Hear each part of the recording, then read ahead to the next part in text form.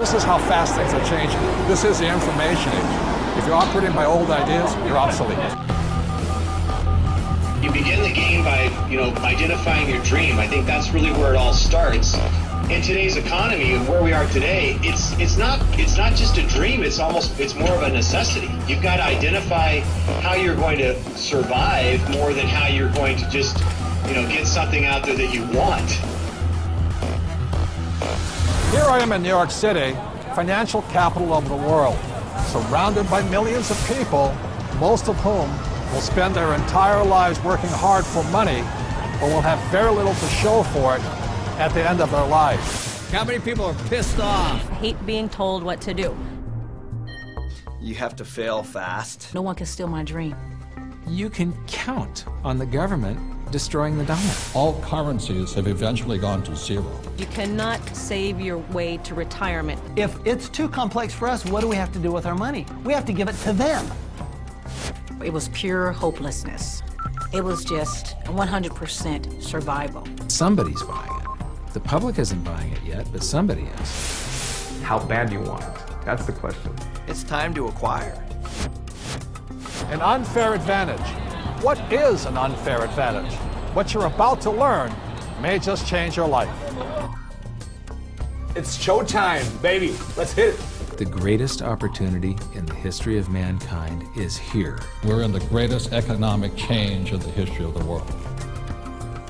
This is going to be the biggest wealth transfer in my lifetime. We've got an entire society that has been built up over the years with the idea that financial institutions are a better place to put your money than to take control of your own life. If you have a solid financial education, taxes, debt, inflation, and retirement can make you richer, not poorer. The rich will get richer and the poor and middle class gone. I was around my brother who was a part of a gang, who ran a gang, and that's a lot like running a business. Most people run from problems, and the truth is that's where the opportunities are. This really is a perfect financial storm. So I am optimistic about the future. It's going to crash. The next big economic boom will not be from the internet or China or India, but will be from empowering women.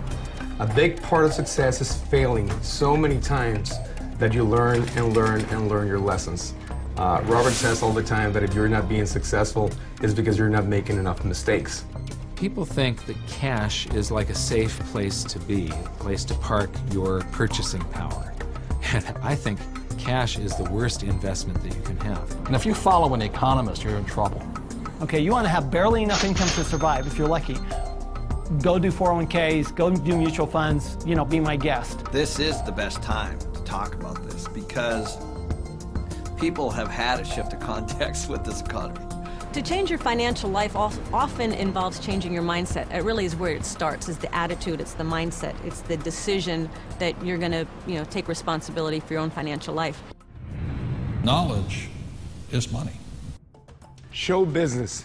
When you think about show business, you always think about the show, right? Cameras and movie stars and makeup and glamour.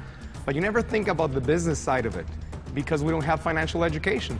And I didn't learn that until 20 years down the road in my career. And now, I'm not only an expert in the show part of it, but I'm becoming an expert on the business side of it. Business is about production. We can produce our way out of any problem. I was probably age 8 when I started thinking about millions.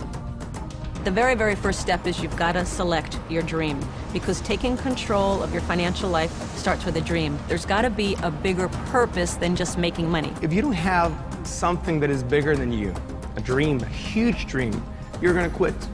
Your friends and who you hang out with, whether you're a child or whether you're an adult, will dictate your destiny and your future.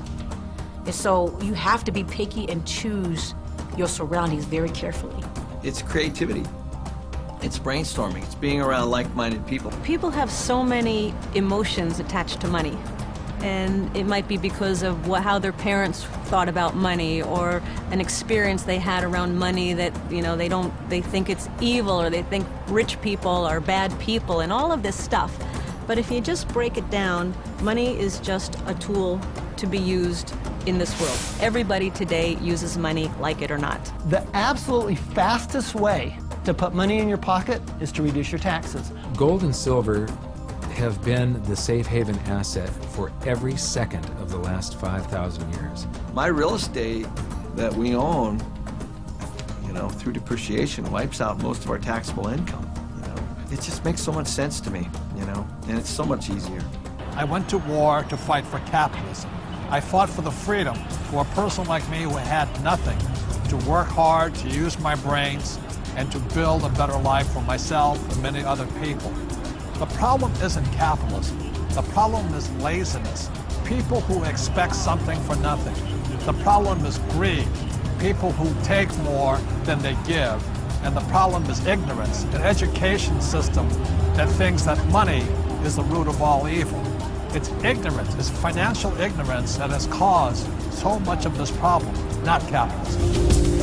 It's not just a dream, it's more of a necessity. You've got to identify how you're going to survive